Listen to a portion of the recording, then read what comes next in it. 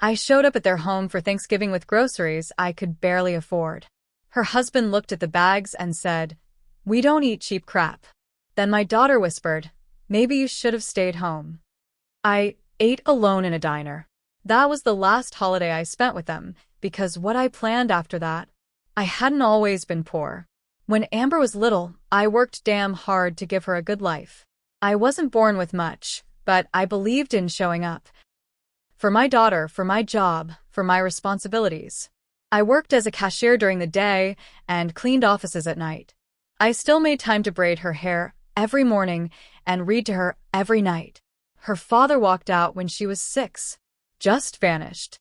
No child support, no calls. I filled that hole the best I could. Maybe I overcompensated. I gave her everything I had. And I mean everything.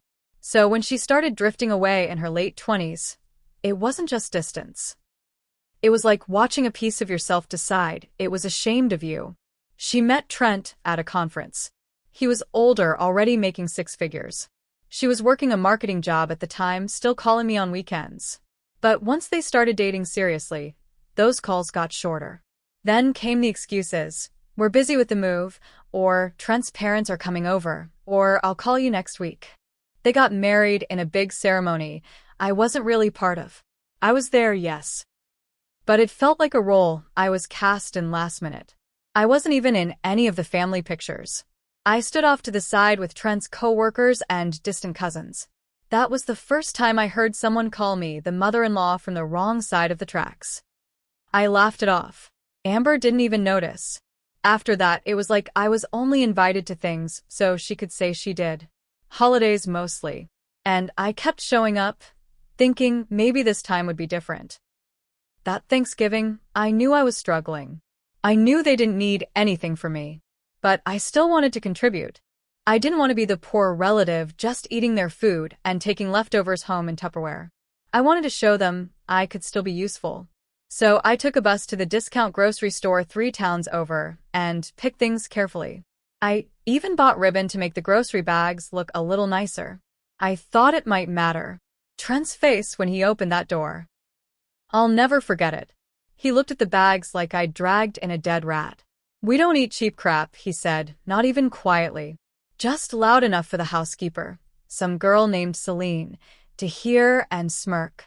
Amber didn't say a word, just took the bags and walked them into the kitchen without even glancing inside. She didn't hug me like she used to. She didn't ask how I'd been. Then came the dinner. The whole table was set like it came out of a magazine. Gold chargers, wine glasses, placed cards with little pinecone decorations. I was the only one without a last name on mine, just Diane. Everyone else had their full titles: Dr. and Mrs. Feldman, Trent and Amber Thompson, Mr. Carlson, ESQ. I wasn't part of the tribe. I was tolerated. When I tried to make conversation, nobody bit. I mentioned a show I'd seen. Amber interrupted to say they didn't really watch TV. I commented on the weather. Trent joked that I probably got more use out of the bus schedule than the Weather Channel. That's when Amber leaned over, not even looking at me, and whispered, "Maybe you should have stayed home." That was it. Something snapped. I didn't cry. I didn't yell. I just stood up, smiled, and said I needed to step out. Nobody offered to come with me. Nobody asked if I was okay. I walked right past the bags I brought, still untouched by the back door, and out into the cold. I walked 2 miles to that diner. Louise, the waitress, saw something in my face and brought me extra mashed potatoes. I left her a $5 tip, even though it meant skipping lunch the next day. On the walk home, I made a decision. I wasn't going to chase them anymore. But I wasn't going to disappear either. I was going to show Amber exactly what it felt like to be discarded. I started that night. It began with a list of what I knew, of what I had, of what I could do.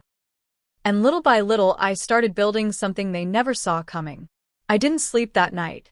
My heat was off to save money, so I lay under 3 blankets, staring at the ceiling, going over everything in my head. I wasn't angry. Not like people think of anger. I was clear. Cold. Focused. I realized Amber and Trent didn't see me as a person anymore. I was just a symbol of a life Amber wanted to bury. But I still knew things. I still had value. And I still had time. I started with something small. Public records. I remembered Trent once bragged about putting their home in a trust for tax purposes. So I pulled the property records. It was still under his name, not the trust. I noted that. Then I remembered something else. Years ago, Amber asked me to co-sign a private student loan. Said it was just for a semester abroad, and she'd pay it off within a year. I'd almost forgotten about it. But I hadn't gotten any mail about it in years, so I assumed it was paid off. I called the lender. Lied a little, said I needed to update my contact info. Turns out Amber had defaulted on that loan. She'd filed forbearance over and over, then let it lapse. Since I was co-signer, they could come after me anytime. But they hadn't. Yet. I asked for copies of all paperwork. The guy on the phone hesitated, then emailed me everything. It showed Amber had used her maiden name again and listed a different address, one that didn't match her tax filings. That gave me leverage. I also remembered how Amber had gotten that job at the nonprofit downtown years ago. A friend of mine, Denise, worked in HR back then and pushed her resume through. Denise still owed me a favor. So I called her. Just curious, I said. You remember recommending Amber for that job back in 2016? She did. And she remembered something else too. Amber had claimed extensive grant writing experience on her resume. I knew for a fact that wasn't true. She'd barely written her own college essays. Not your problem anymore, Denise said. But I'll be honest, if the board found out she lied on that, they'd drop her in a second. That gave me another idea. I started digging through my old storage tubs. Amber had left behind boxes years ago, schoolwork, photos, even an old hard drive. I powered it up using an old laptop. Took me a few tries, but I got in. What I found confirmed what I already suspected. She'd plagiarized entire grant proposals back in her early career. She'd copied them from online templates and just changed the headers. I printed out a few examples. Saved PDFs. Over the next few weeks, I collected more. Bank records. Social media screenshots. Trent's posts bragging about tax shelters and strategic write-offs. Amber's job site with photos of her community work that were clearly staged. The more I found, the colder I got. Then I started making quiet calls. I didn't threaten. I didn't yell. I just asked questions to her employer, to the loan servicer, even to the IRS tip line. I used fake names. I left voicemails. I mailed copies of documents to anonymous P.O. boxes I set up under pseudonyms. I wanted them to feel like the walls were closing in. And I wasn't done. Because I hadn't even touched what was most vulnerable yet. Family. Amber's mother-in-law, Carol, always hated me. But she also hated drama. She liked her country club circle neat, clean, scandal-free. So when I mailed her a manila envelope with "For Your Eyes Only," written in careful cursive, I knew she'd open it. Inside, copies of the student loan. Amber's old emails begging for help. A copy of the grant plagiarism side by side with the originals. And a note. You always wanted to know where she came from. Now you do. It didn't take long for things to start unraveling. Trent called me 3 weeks later. You've been digging around, he said. You think we don't know it's you? I didn't deny it. I just said, you should eat what's served to you. Then I hung up. That was the beginning of the storm. But I was just getting started. After that phone call with Trent, I expected a knock at my door. Maybe a threat. Maybe some lawyer letter trying to scare me off. But nothing came. Instead, something stranger happened. Amber showed up. It was a Saturday morning early. I was still in my robe, watching the kettle boil when she buzzed from downstairs. I didn't want to let her up. I stared at the intercom for a full minute. But curiosity got the better of me. She came in wearing oversized sunglasses, hair tied back. Not a single bag with her. No, Mom. You need to stop, she said. I didn't answer. You think you're hurting me, but you're just dragging everything into the mud. She stood there like she owned the place, like she still had the right. But there was panic in her voice. And that's when I knew things were falling apart faster than I thought. How's Carol? I asked. That hit a nerve. She flinched just slightly. Then she said something I'll never forget. Trent's looking into having you committed. I laughed. I actually laughed. Go ahead. You think I haven't lived through worse? But inside, that rattled me. I knew how people like them worked. Clean hands. Back channel moves. One call to Adult Protective Services, a fake report, a dishonest doctor's note. Suddenly, I'm being evaluated for paranoia. So I acted fast. I went straight to the local library the next day, used their computers to write a series of letters. Not emails, letters. Paper creates records that are harder to delete. I sent one to the office of the Inspector General, detailing Trent's shady tax behavior. I sent another to the nonprofit's board of directors, including anonymous concerns about Amber's resume and work history, with examples enclosed. But then, I did something unexpected. Even to myself. I filed a small claims suit. Not against Amber. Not for money. I sued Trent for defamation. I knew I'd lose. But that wasn't the point.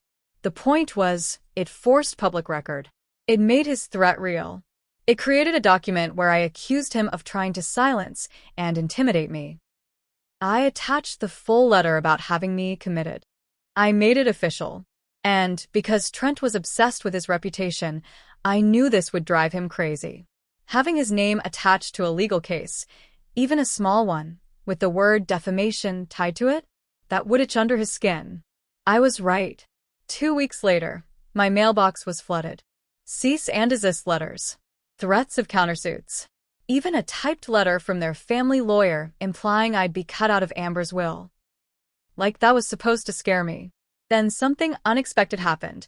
I got a phone call from Amber's old college roommate, Rachel. Hey, she said. I saw what you posted. What did I post? I asked, confused. She sent me a link. Someone had made a Reddit post, anonymous, but clearly someone close to the situation, about a nonprofit director who used her mother's identity to cover up a student loan default. It was trending. Not huge, but enough that people in Amber's field were whispering. The comments were brutal. Rachel told me she always suspected Amber played dirty. She treated you like crap at the wedding. Everyone saw it. Then she added something that chilled me. Someone's been digging into Trent's company too. His name's showing up on some whistleblower forums. That wasn't me. I didn't know who else was coming after them, but someone was. And suddenly, I wasn't just fighting back. I was part of a chain reaction I couldn't stop. And the next domino? It was about to fall. The post about Amber spread faster than I expected. I didn't make it, but I knew exactly who had. Rachel was smarter than she let on. She'd seen the same arrogance I did, back when they were roommates. The way Amber talked down to people who didn't wear designer clothes. The way she casually bragged about lying to get ahead. And once Rachel saw the documents I'd been quietly collecting, she decided to do her own digging. She posted anonymously, but she sent me the screenshots to prove it. Every comment, every share, it chipped away at the carefully curated version of Amber's life she'd spent a decade building. Amber always wanted to look perfect on paper. Ivy League grad, community leader, married to a financial advisor with a 6-bedroom home and 2 golden retrievers. That image was her armor. And now it had cracks. Then the nonprofit board got involved. It started with an audit, quiet at first. Internal. I heard from Denise that the executive director had been asked to step aside temporarily. Amber was on leave. Publicly, they said it was for health reasons. But internally, the HR team was combing through everything. Her grant history, her original application, her correspondence. I knew exactly what they'd find. I'd already seen it myself. Copy-pasted proposals, falsified endorsements, even letters of recommendation she wrote herself and forged signatures on. Amber called again a few days later. No apology. Just accusations. You're ruining my life. I stayed calm. No. I gave you chances. You spit on them. Now you're just living with the truth. She tried to guilt me, telling me she could lose her job, her house, her marriage. She said I was vindictive, bitter, and jealous. That word lit me up inside. You think I wanted this? You think I get joy from watching my daughter fall apart? I begged you to treat me with respect. I gave you everything I had. Everything.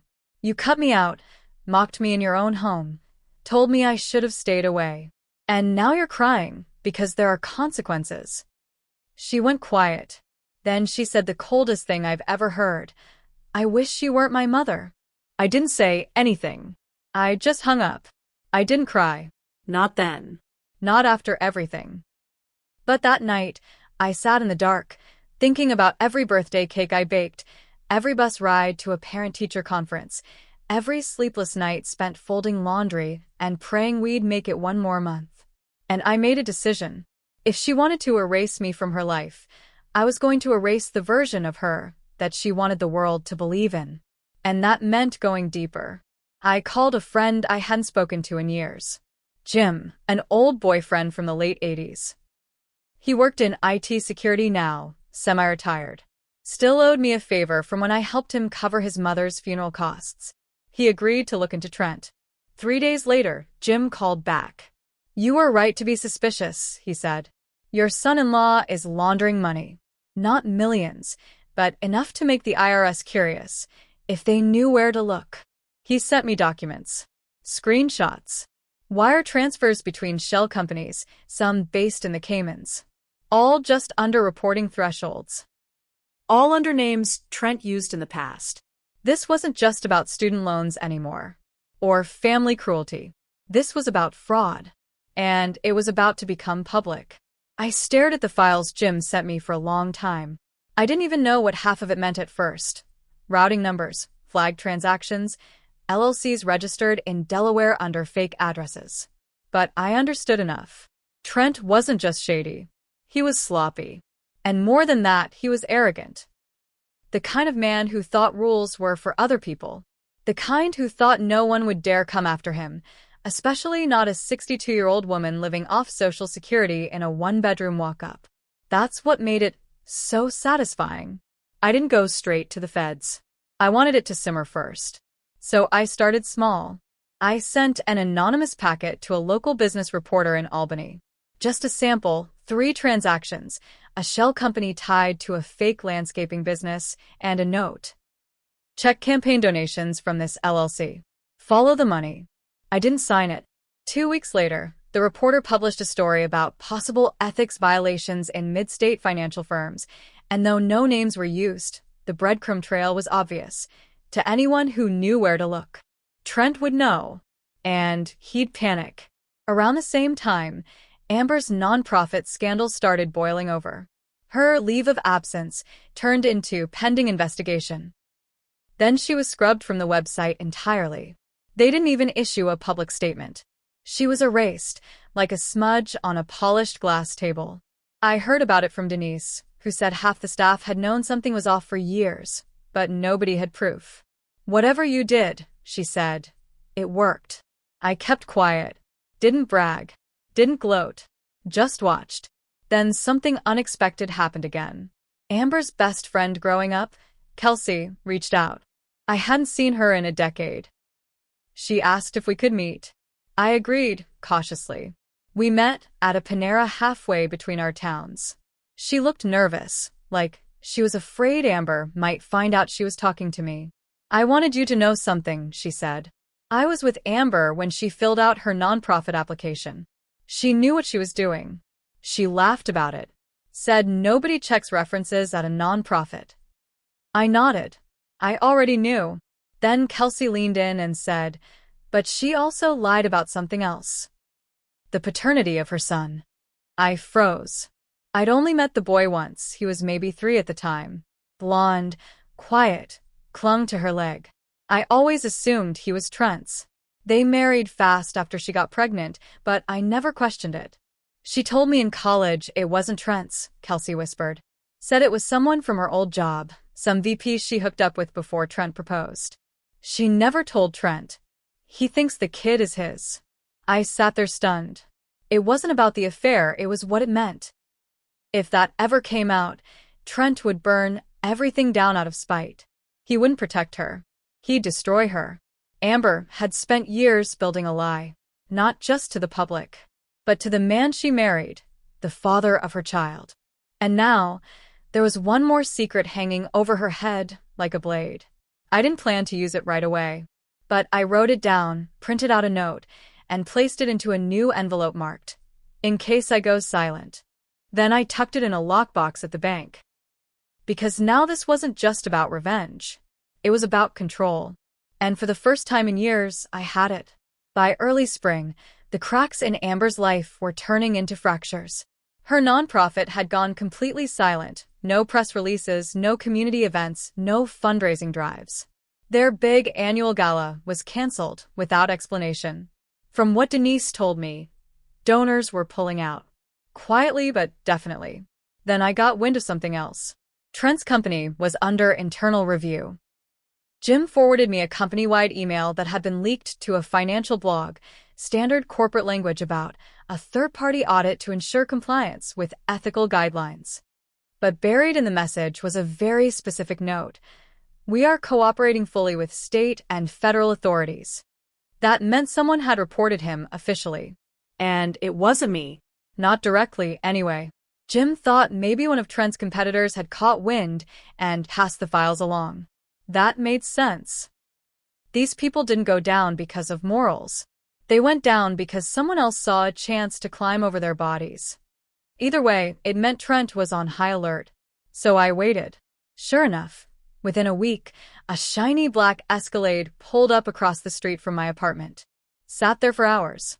Different men inside each day. One reading a newspaper. One just staring. They weren't even subtle about it. Trent was having me watched. I made tea. Kept the blinds open. Smiled when I passed the windows. Then, 2 days later, someone broke into my storage unit. They didn't steal anything. Just rifled through my boxes, threw things around. Left the door ajar, lock snapped off. I knew what they were looking for. They wanted to know how much I had, what I was holding back. What else I could expose. It didn't scare me. It pissed me off. So, I made another move. I took one of the forged grant proposals, just one, and mailed it anonymously to a mid-tier local news station. Not national. Just big enough to raise eyebrows. I used gloves, printed the address on a label, dropped it in a random mailbox across town. The news anchor I picked was hungry. I'd seen her coverage before. She liked uncovering local corruption. And I knew this would land perfectly. A disgraced nonprofit director caught faking federal paperwork. She ran the story within 5 days. Didn't name Amber outright, but it was clear. Enough for the internet to do its thing. People online connected the dots quickly. Especially after someone else, not me, sent screenshots of Amber posing at fake charity events with sponsored kids who turned out to be stock photos. Meanwhile, things at home were eerily quiet. Amber hadn't called. Neither had Trent. But then I got a voicemail. It wasn't from either of them. It was from Carol, the mother-in-law. "Diane," she said, her voice tight and clipped, "I don't know what kind of game you're playing, but if you think destroying my son's family will bring you peace, you're wrong. Amber's not strong enough for this. She never was. You win. Congratulations." And then she hung up. That voicemail was everything. Because it told me what I needed to know. Amber was unraveling. She had no more support. Trent's career was under review. Her own job was gone. Their finances, who knows? If Trent's money was dirty, so were the assets. And their marriage? Probably hanging on by a thread. But I wasn't done. Because there was still one more pressure point left. The boy. My grandson. And I was about to bring him into this, not to hurt him. To protect him. From them. I hadn't seen my grandson in over a year. Not since that last Thanksgiving. He was 6 then. Quiet, observant, already picking up on the tension in that house. Kids know more than we give them credit for. Amber had kept him away from me after everything started unraveling. She stopped posting pictures. I didn't even know what school he was in. But I found out. It wasn't hard. People talk.